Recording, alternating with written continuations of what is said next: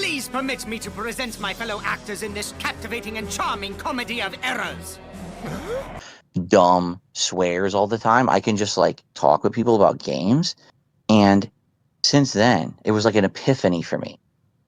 Hanging out with people on the stream while I play games has made it so much fresher and so much better for me that now, even though I'll admit, sometimes I feel like I'm burnt out if I'm playing a game too long that I don't like so much, just that social experience makes it better.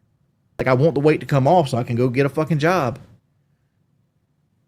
For me, right now, everyone says go get a job. I'm like, well, you're retarded, because if I get a job, I'm going to make way less than I'm making right now. You're an idiot. But I could walk out of my door right now and go apply for a ton of jobs, and I get them because I'm 175 pounds. Well, there's also the other weight of like, and you have this too. No matter what job you get, if somebody notices you, you've lost that job the day that somebody notices you. That's right. And these people will never let us get a normal job. If they can find out where we work, they're going to try to mess with us, because that's another win for them. That's another video for them. That's another, adrenaline or endorphin, another endorphin rush for them, that they hurt someone on the internet that everyone hates, right? Yeah, I hear you, dude. I totally hear that. All right. So here's the thing. You cannot get an in-person job. I bet you help your wife doing gig work. You don't do gig work yourself. You help your wife doing gig work. I get that. True. Like, I do gig work, and sometimes we do it together, but like I do it myself. Like, I'm physically capable of driving a car and like getting in and out of a car. Like, because you're sitting down most of the job. Like, you literally, like, you go to Walmart, they put the groceries in the back seat, and you just drive and put the groceries on the porch. Mr. Homolka? Well, stop eating my sesame cake. Stop eating my sesame cake! Mm-hmm. That's good to hear. I'm actually happy to hear that. You can at least do something. And I do that. I do that more as just to be active, because I hate this. I doubt, dude, to be honest, I doubt that you could do it enough to make a ton of money, right? It makes money, but it's not something you'd live off of. I'd hate to live off of it. Like, I researched it a little bit. The way I do gig work and stuff is like, I'd usually try to keep $5,000 floating. Another thing with the weight loss is like, I don't feel like I treat Kelly good enough as a husband because I don't have no libido, right? So our romantic life could be so much more, but my body just doesn't make the chemicals needed for me to like push for that kind of stuff. So like it ends up, I don't know. I shouldn't be talking about this. You shouldn't be talking about it publicly. That's for sure. I just wish that I could be more than I am. No, and dude, I get it, because every moment that I live, and the reason a lot of people make fun of me is they say, Phil, you're talking about working out. You're talking about getting healthy. What a joke. We don't believe you. And then they look at me on camera as like, oh God, he's skinny. Yeah, of course I'm skinny. I'm not lying to you fucking idiots. You fucking idiots. I'm doing it for a reason, because I want to live longer for my wife. I'm older than her. Not so much older. I think it's about 8-year difference. How old are you? I'm 43. I'm about to be 44 in April. Because like I'm about to turn 40. I'm about to turn 40, and I'm starting to like look at movie actors that didn't live much fat. Like Dawson from Dawson's Creek died at 48 just recently. You get to the point where I was feeling bad. I really was. I had pain in my joints. I'm like, what am I doing? I'm over 40. I got to start working out. And I did it not for me. I don't care about how I look. What do I give a shit? I want to be here longer for my wife and doing things that, I realized, why am I being so lazy when I can do this minor thing and be better for her? And I started doing it, and it became, a routine. And now I'm so happy because now we're both getting better together. And everyone makes fun of her for her weight. She's not fat anymore, but she does not want to come on camera because she doesn't want to give anyone any kind of entertainment. Well, they won't give factor. her credit anyway. Like Kelly gained some weight recently, but like Kelly lost a lot of weight. Right. They're only there to to hate on and destroy and tear down. They're not there to acknowledge anything. They won't acknowledge that I look better. They're just, oh, he's on Ozempic. No, I'm not. I've never had a drug like that in my body. I'm working out.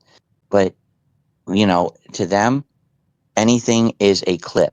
Anything is a piece of content, right? To make money. So, because this is what, honestly, when I had I'm hard to talk to. dude, you are very hard to talk to. I Holy cut the shit. world. I'm very anti people. You understand why I jumped on the chance when you said, "Oh, I'll call Phil." Like, oh my god, my wife is asleep next to me in the bed. Okay, seriously, but she sleeps with noise canceling stuff on because our neighbors are so fucking loud. Okay, that's another story for another day.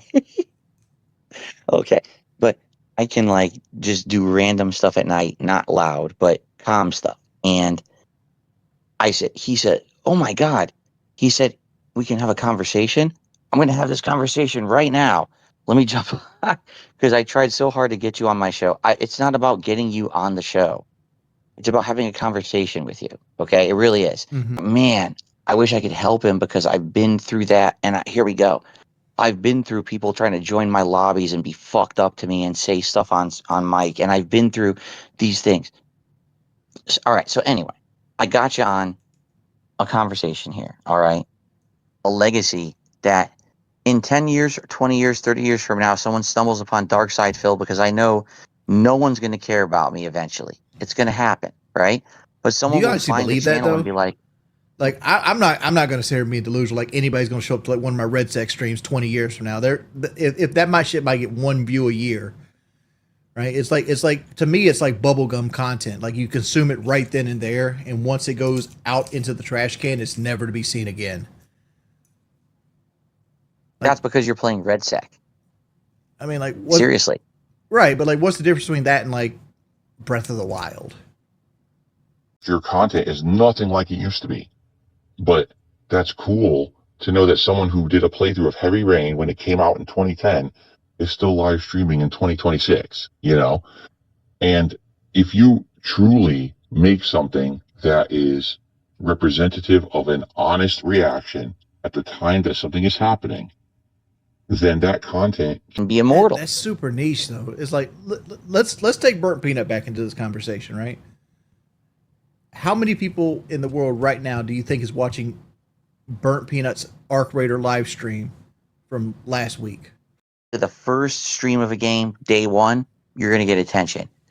Week 1, week 2, week 3, week 4, you need to have an audience who's plugged in. If you don't, they don't really care. No one's going to jump in. You know what I mean? Unless they hear that, oh, he's doing something innovative with a multiplayer game, they're not going to jump in.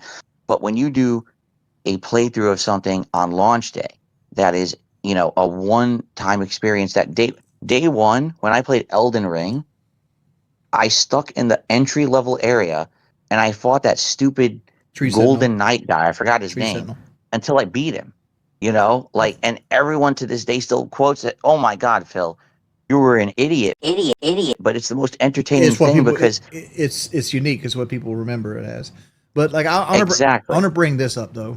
And like, I think you're disregarding this is like trends happen, especially in like the online space. Like, and I'm gonna reference this. There's a girl that I know you watch. There's still the little matter of the whereabouts of your wife. I'm right here. Oh, I see. Then everything is wrapped up in a neat little package. Really, I mean that. She makes like video content of old games like I'm Juggernaut. sorry, baby. If you're gonna have these conversations, can you please let me know? I'm sorry. Yeah. They're being insanely loud. I am. I'm sorry. I was too loud, guys. I gotta feel in trouble. But yeah, I'm sorry. My wife wants to go to sleep. I'm sorry, guys. But this is why I don't do this stuff at night, and I didn't know I was being this loud, so I gotta go. Okay. It was a fun conversation, though, and this is why I would like to have you on my podcast. Meet my bestie.